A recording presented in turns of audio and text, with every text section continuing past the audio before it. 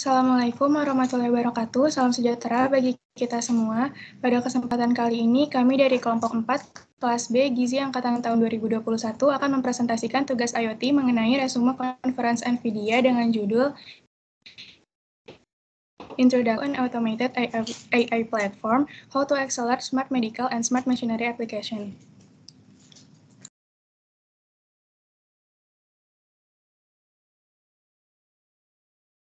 Sebelumnya, perkenalkan anggota kelompok kami yang terdiri dari Najwa Farahdiba dengan NIM 003, Lintang Setia Putri dengan NIM 013, Althea Margareta dengan NIM 043, Angelina Komara Putri dengan NIM 081, Nabila Salwa Sausan dengan NIM 089, Angelika Janis dengan NIM 093, Aira Diba Akila dengan NIM 097, saya sendiri Nadira Maisa dengan NIM 099, dan Salsabila Galura dengan NIM 117.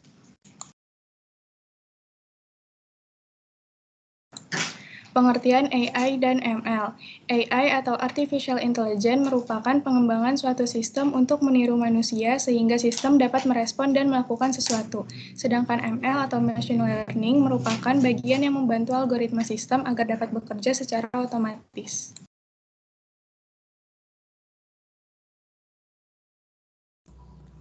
Adopsi AI atau ML di perusahaan.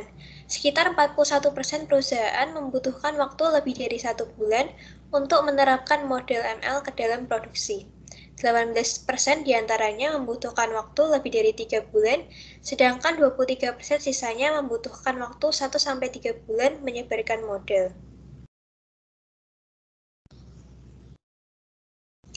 Sekitar 47% proyek data ilmu sains tidak pernah membuatnya berhasil menjadi sebuah produksi dan hanya sekedar pada tahap percobaan saja, karena sulitnya untuk menerapkan model AI di perusahaan. Sekitar 65% dari AI POC berhasil membuatnya menjadi suatu produksi, namun ternyata keinginan untuk mengekstraksi nilai dari proyek AI lebih sulit dari apa yang dipikirkan, sehingga proyek AI tersebut belum menjadi kenyataan. Hubungan AI dan ML di dunia. AI model adalah sebagian kecil dari sistem ML di dunia nyata. Dikatakan seperti itu karena sekitar 65% data saintis menghabiskan semua tes ilmu data sains yang diketahui, misalnya konfigurasi perangkat keras dan perangkat lunak. ML code disebut juga ML models yang merupakan inti dari sistem produksi ML dunia nyata. Thunderbox hanya mewakili kurang lebih 5% dari keseluruhan biaya dari total sistem produksi ML. MLOps atau Machine Learning Operations disebut juga fungsi teknik pembelajaran mesin yang berfokus pada penyederhanaan proses membawa model pembelajaran mesin ke produksi serta memelihara dan memantau model. MLOps merupakan perpanjangan dari metodologi Ops untuk meningkatkan ilmu data mesin dan rekayasa data. Semakin menjadi tantangan bagi perusahaan yang mengimplementasikan model AI untuk meningkatkan kecepatan dan kualitas model.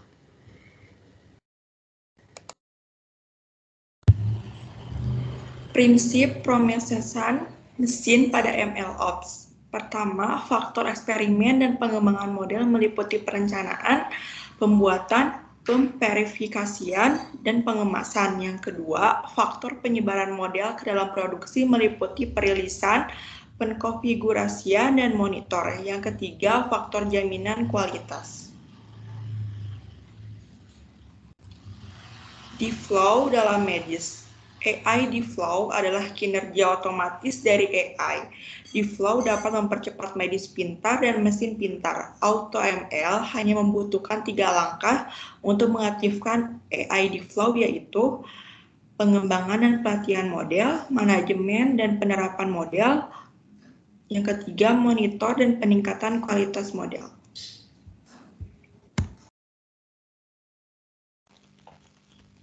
Cara mempercepat smart medical.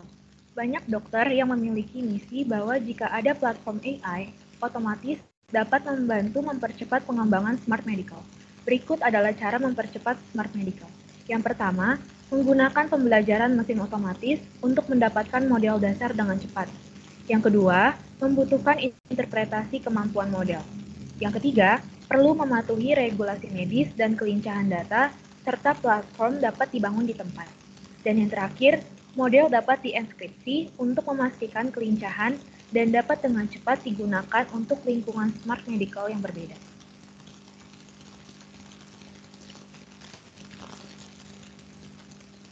Dr. Yang adalah profesor di Institut Ilmu Otak dan direktur di Pengobatan Digital dan Pusat Promosi Kesehatan Cerdas Universitas Nasional Yang Min Chiao Tung. Dia telah menerapkan teknik analisis baru pada pengobatan digital dan mengembangkan algoritma kecerdasan buatan yang dapat dijelaskan untuk mengevaluasi penyakit neuropsikiatri berdasarkan data elektroensefalogram. Dengan metode Deep Flow, waktu pengembangan AI, pencitraan otak 3D sangat berkurang sebesar 20% dan akurasi meningkat dari 85% hingga 91% dengan optimalisasi hyperparameters dalam model AI.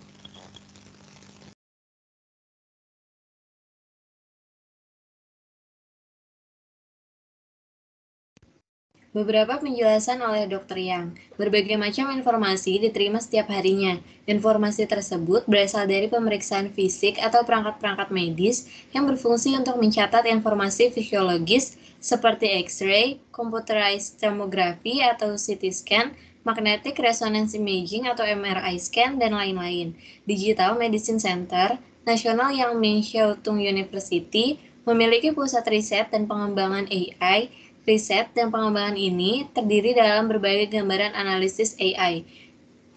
Untuk sinyal fisiologis, contohnya platform Brain Assessment, platform X-ray Chest, Brain Intracranial Hemorrhage, AI Assessment, dan platform AI OCT. Digital Medicine Center Nasional Yang Min Chiao Tung University telah melengkapi fitur machine learning pada platform Deep Flow, termasuk diagnosis dan deteksi ablasi serta model otomatis untuk analisis tidur dan juga model untuk memprediksi demensia menggunakan gambaran otak, untuk memprediksi depresi menggunakan database internasional publik atau big data dari rumah sakit. Model machine learning dapat ditempatkan pada saat yang sama juga membantu kita memahami model ini tidak hanya untuk mencapai hasil training yang baik, tetapi juga untuk mengetahui latar belakang serta makna dari model ini. Misalnya, kita dapat memeriksa kinerja model seperti akurasi, presisi, sensitivitas, atau spesifikitas. Fitur AI Model C serta juga dapat membantu kita untuk mencari tahu alasan mengapa model AI dapat bekerja, dan juga untuk mengevaluasi apakah model ini dapat digunakan dalam pengaturan.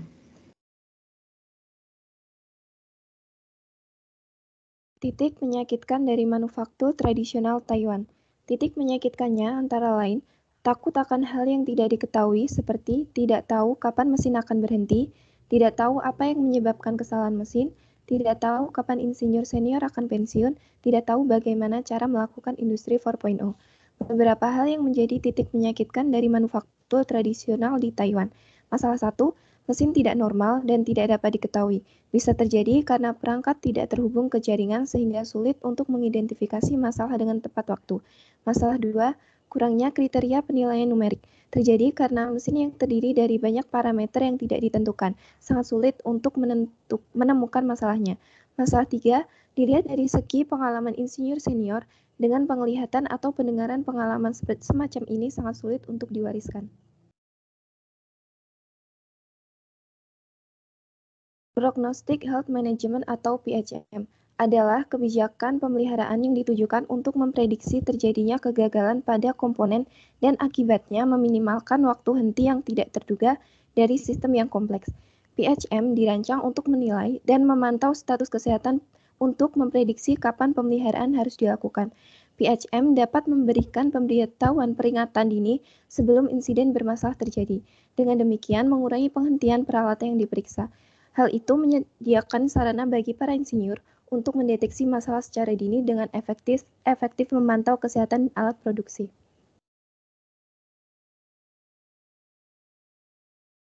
Deep Flow AutoML POC with PHM 2018 dataset.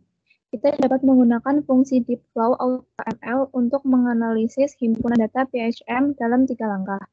Langkah pertama, pembersihan data dan rekayasa fitur. Langkah kedua, AutoML untuk mendapatkan model dengan cepat. Dan langkah ketiga, fungsi penyebaran model untuk menyebarkan model dan memantau kesehatan model.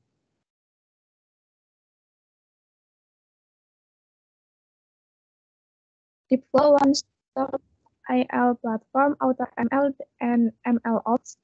Fungsi Deepflow. Yang pertama, akuisisi data. Yang kedua, eksplorasi data. Ketiga, rekayasa fitur. Keempat, pelatihan model. Kelima, manajemen model. Keenam, inferensi. Ada beberapa manfaat penting Deepflow. Yang pertama, tidak perlu pakar AI. Tidak ada pengkodean dan tidak ada data science.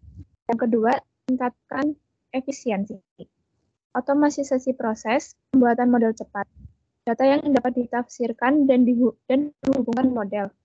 Pengujian inferensi model yang dijalankan dengan cepat. Yang ketiga, model dapat digunakan dengan cepat. Menggunakan antarmuka UI yang sama dengan cepat menyebar ke cloud publik atau mesin lokal.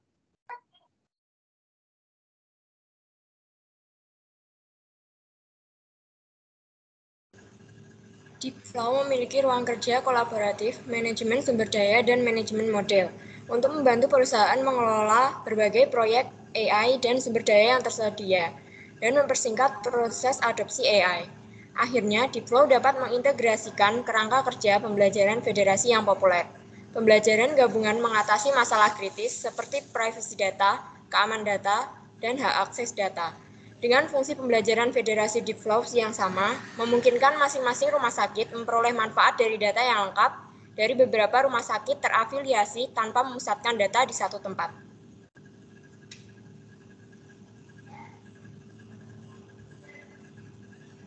Berikut ini merupakan tampilan dari fitur aplikasi.